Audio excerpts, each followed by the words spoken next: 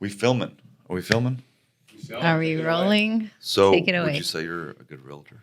I would say I'm a good realtor. Really? I wouldn't be the only one saying that. Okay. That's my best Bobby impression, just so you know. Oh, that's good. It like instantly puts you on the spot, and you're exactly. like, wait, how can I back this up? So you're from Fort Worth, Yes. and what made you get into real estate, and why are you a good realtor? All right. So I'm originally from Fort Worth, and I'd say like something that always really captivated me about being in Fort Worth was how much it's grown, and it's really exciting for me to see like the changes and all the development. But aside from that, my good friend really inspired me because he got into real estate right about the time I got my certification to do personal training. Oh, wow. So we kind of both had the same journey, but on different scopes. And then after like 3 years of doing what I was doing, I realized like, dang, I could have been where he's at, because he was doing really good. And granted, he started like when the market was booming. But no disregard, like he's a great realtor and I've learned a lot from him. But at the same time, my dad has, since I was little, has always been into like investing in properties and fixing them up and just like making an investment out of it. So he always told me to get into it. Yeah. And I never listened because I'm like, I'm going to do my own thing. I'm going to find my own route. Yeah. I know. I have kids and too. I ended up, I tell them stuff all the time and they don't do it. So listen to your parents because, they don't really know what's right for you. So that's how I ended here. Yeah. That's awesome. What are some challenges and opportunities that you're seeing in the current market right now? I'd say that for the past few years, the challenges that the market was facing was that there wasn't enough homes being sold. Mm-hmm. So that affects home prices for sure because low inventory. But mortgage rates were also pretty high as well for a good bit, and that was scaring buyers. Right. So the good thing is that over the past few months and weeks, we've seen that interest rates have stayed pretty steady. Mm-hmm. You've seen them as low as 6.5% back in mid-February. And the experts are predicting that mortgage rates are going to keep, steadily going down. Right.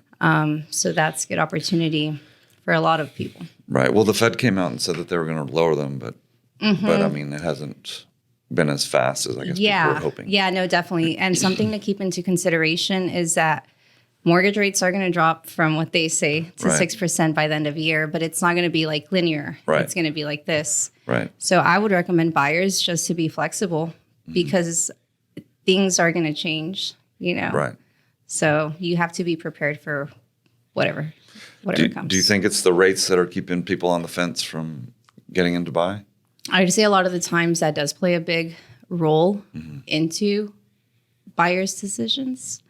But I think the bigger picture here is also that more sellers are coming out. So it's giving buyers opportunity as well, because now we're seeing more houses on the inventory. So it's creating opportunity for a lot of people. Like, I guess people don't realize that one thing affects another thing, so we kind of got to put our own role in the mix. And are there a lot of builders now? There's a lot of builders, that's for sure. And that's why even though there's low inventory on homes for sale, we're talking about like homes that have already been, existing homes. Pre-builds. Yeah. Okay. But there's also new builds, which is another whole market of opportunity for a lot of people, especially first-time home buyers or anyone really. Right. Yeah. Yeah, because they typically also have lower interest rates and just a lot of incentives. Yeah. Incentives are big.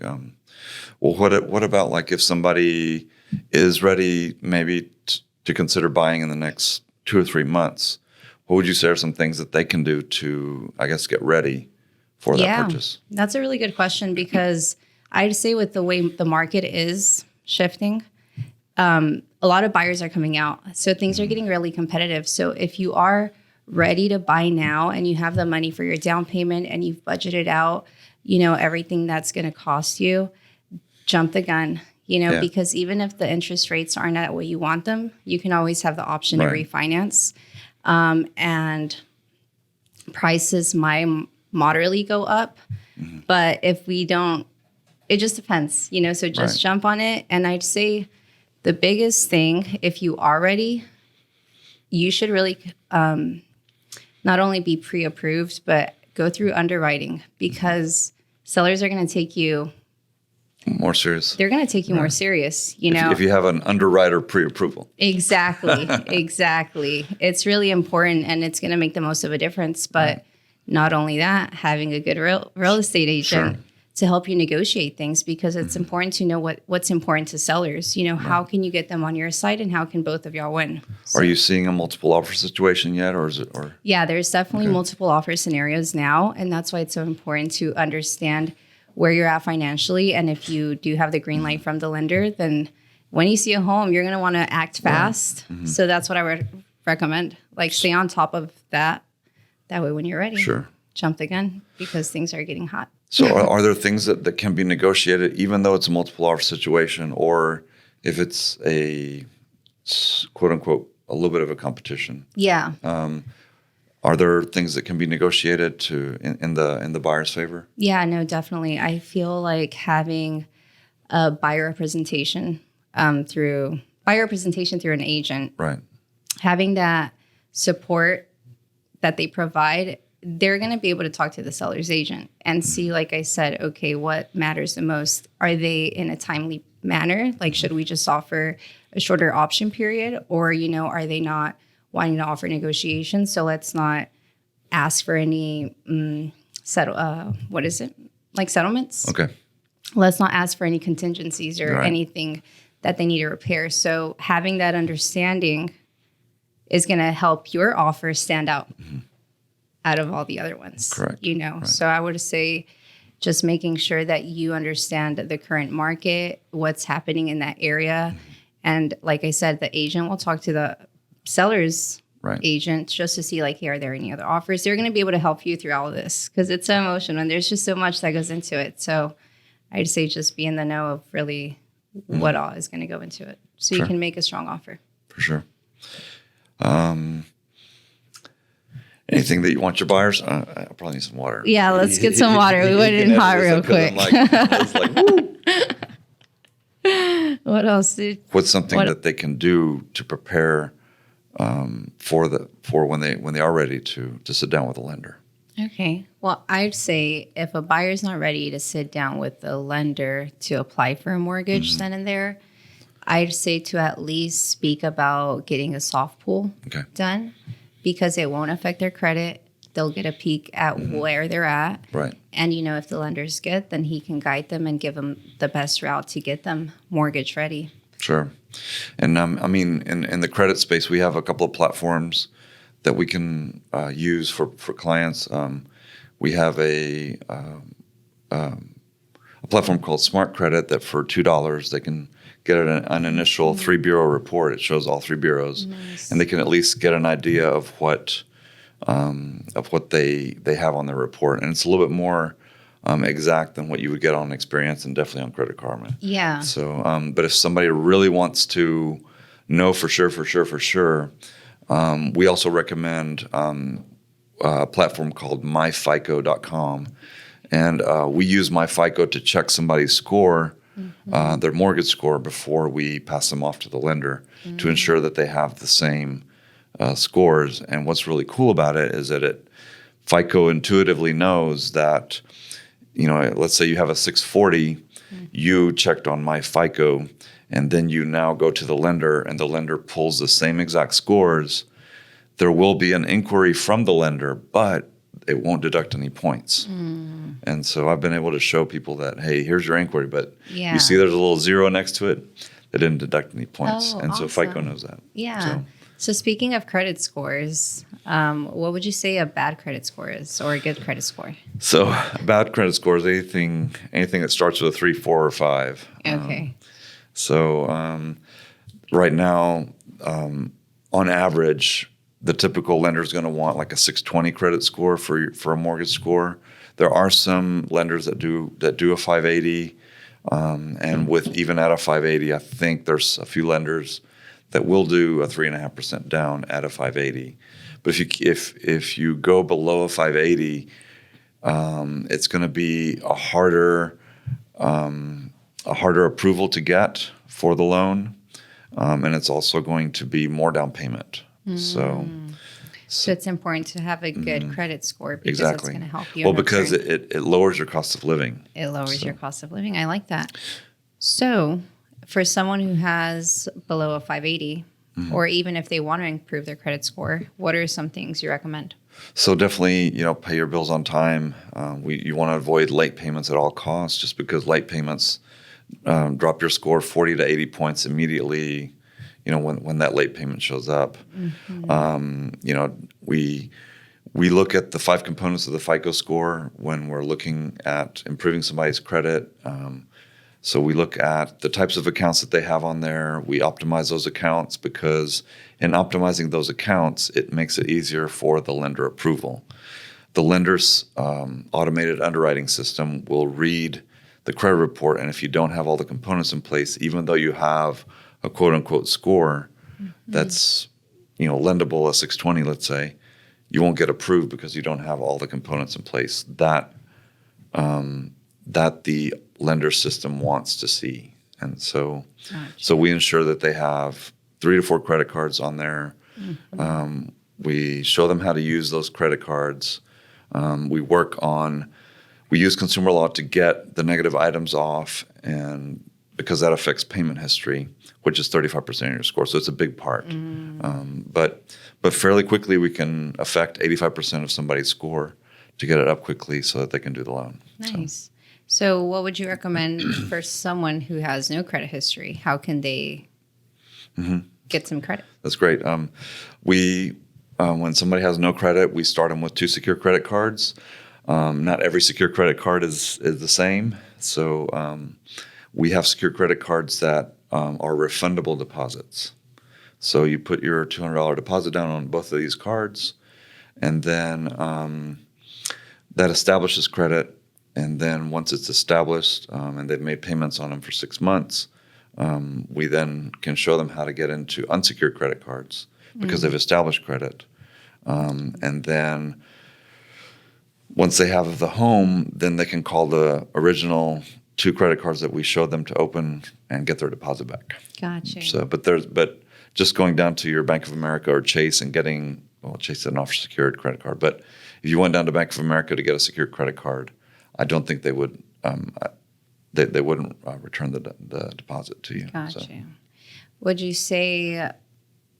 How do you feel about, or if someone closes their credit card, does that affect anything? Big time, because you've lost all that payment history. A lot of people say, "Oh, A, I don't use that card," or B, it's a card that I had and I've got some recent late payments. So in my mind, if I close that credit card down, the late payments are going to go away, but that's not true. They still remain. Oh. So closing a credit card is really damaging because you lose the payment history, good and bad, and the good payment history is still in some way supporting your score. So it dips, Gotcha. It dips big time. And if someone has a credit card that they're not using a lot, what we recommend doing is putting one bill on there, so like a recurring bill, like a Netflix, a Hulu, something that's recurring every month. And then you go into your online bank account and you set to pay that $9 a month off every single month on time. And then you don't have late payments. And then you don't have late payments. There you go. And you're not charged interest either because you paid it off on time. Yeah, you see? And it keeps your payment history alive. And I love that. You see, I think we've solved a lot of people's issues exactly, here. yeah. Awesome. So if you don't have a credit card you're using, put it to good use. Set up your recurring payments. You don't have any late payments. And it doesn't, you don't get charged any interest because you're paying it off on time. I love it. And it's keeping it alive. You're having that payment history. And that's how I've been able to have excellent credit is I have 4 credit cards, one that I use between 10 to 30%. And then the other 3 have one bill on each of those that paid off automatically. I've been doing this for 4 years and I have a really high credit score. And even when I max out one credit card, my score only dips a little bit because the average of all 4 keeps my use in check. That's awesome. Would you say your spouse's credit score can affect your credit score? Like if they're applying for a mortgage? It can when coming to in 2 situations. One, when you're trying to apply for a home loan, The lender's going to want both, if you're using both incomes, that both spouses have good credit. And even if you're not using one of the spouse's income, if you're getting an FHA loan, VA, or USDA, I believe the lender's guidelines say that you have to include the spouse's debts into the debt to income calculation. Oh. And so that's why it's important for both to have good credit.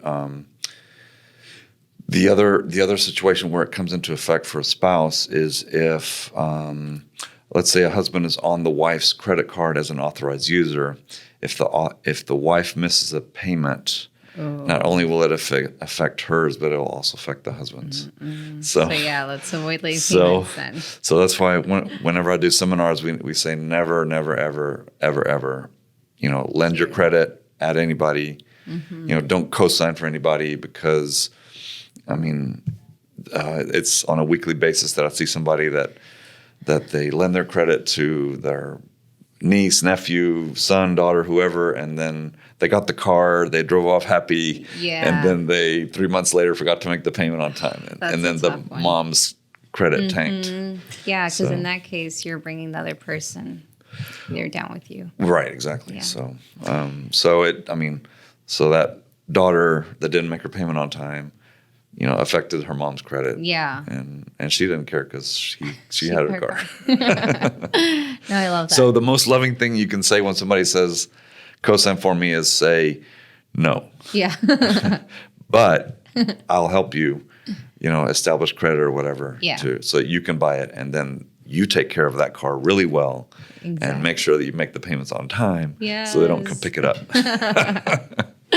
So let's say I just finished paying off some debt. How long will it take so I can see that reflect on my new score? How does that work? So it's a really good question. A lot of people think that I paid my credit card off, my score is going to jump up immediately. It doesn't. So you pay your credit card today. The credit card company will know that you paid within 3 days, so that their system catches up. But it reports to the credit bureaus one time per month. And so that's why credit restoration is a process, because the credit bureaus have certain time frame to do things. The credit card companies have a certain time frame as well. And I've seen lately certain auto finance companies and credit card companies are taking 2 months to report. So if you make a payment in March, that they won't reflect it until May. Yeah.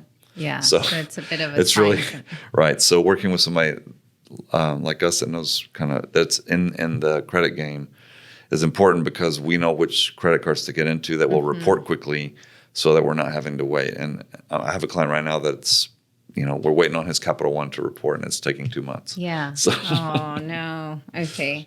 Well, that's good to know, because if someone's looking to buy, they're going to need, depending on everyone's situation, right? So. Awesome. And when I was a lender, we would get, the system would do what's called an approved ineligible. And it's because they didn't have enough credit cards on their report. And so by adding the right mix of credit cards, it would issue that approval. I find it fascinating, because I myself, now getting into this, it's like, if I didn't have my dad who helped me get into my first home, I'd be so lost, and I know there's people out there who feel like, or who might not have like support around them, but there is a lot of help and resources out there. Right. So I think that's why it's really important for us to do things like this, because at the end of the day, we're just trying to educate people to help them. Well, but real estate's a team effort, right? Exactly. You're showing the homes, you're providing, you're relying on the lender to provide the pre-approval letter so that the seller can accept the offer. And I've seen both sides of the equation, where my buyer has to, terminate an offer because he couldn't get, approval. And it's just, it sucks, because you just waste all this time. Or on the other fence, like having a home listed and having a few contracts fail because of financing for the buyer. It's like. So how long, in your experience, does it take to get pre-approved through an underwriter? So I feel like it just depends on the buyer himself or themselves. But if the lender's good and is working with them, I'd say, typically they say a 30-day closing, but it could be as fast as, like, my last closing was 3 days. But if a buyer sends in their documents for the underwriter pre-approval, does it take long to get that? From my experience, yes. Oh, it does. Okay. Yeah. How long typically does it take? Typically, Is it the 30 days? 21 days. 21 days. Okay. I'll see on the contracts. Okay. But that's good to have, right? That's good to have. That's good to have because it can save, the person buying. If they don't get that financing, then they can. Is underwriting pre-approval, does that help make a stronger offer? Yeah, definitely. Because I know when we were looking at offers, we were looking at like how much earnest money did they put down? What are the option days they're requesting? What's their financing time frame look like? Right. But that's why I was saying it's important to have like a for sure answer from the lender, because then when a seller is looking at offers, that's what's going to make it stand out. If that buyer is really ready and willing to go, Yeah. then rather than someone who's barely on the first stages, Right. rather than already. So are sellers wanting quick closings right now a lot, or I would. or are they doing the leaseback thing? It really just does. It really just does depend on the situation, because I know homes that were sitting on the market for a while. Right. But again, going back to like buyer demand, like this season, the spring season, we're seeing it ramp up a bit. So I don't know, it's different because what we saw, late last year is not Right. what we're seeing this spring, Right. So it's kind of hard to say, but I will say that more sellers are coming out. More sellers are coming out this season, and sellers are seeing that their homes are being sold like 2 weeks quicker than they did back in 2019. Cool. Yeah. So at the end of the day, I think people are just trying to make moves and finding opportunities however they can. So just staying in the know and being Cool. prepared. So if anybody wants to get a hold of you, how they get a hold of you? I would say you can find me on Instagram. I do have a YouTube. What's your Instagram? My Instagram is Evelyn DFW Realtor. There you go. But yes, and then on Facebook as well, just Evelyn Valles. And my YouTube, you can find me as well. I'll try to be more active. And this interview will be on YouTube in its entirety. Awesome. So where can people find you? At mortgagecreditpro.com, and on all the socials, it's at Mortgage Credit Pro. Smart. So, awesome. Well, thank you. That's there. Thanks for Yeah. coming. It was Of fun course. doing this. Fun times.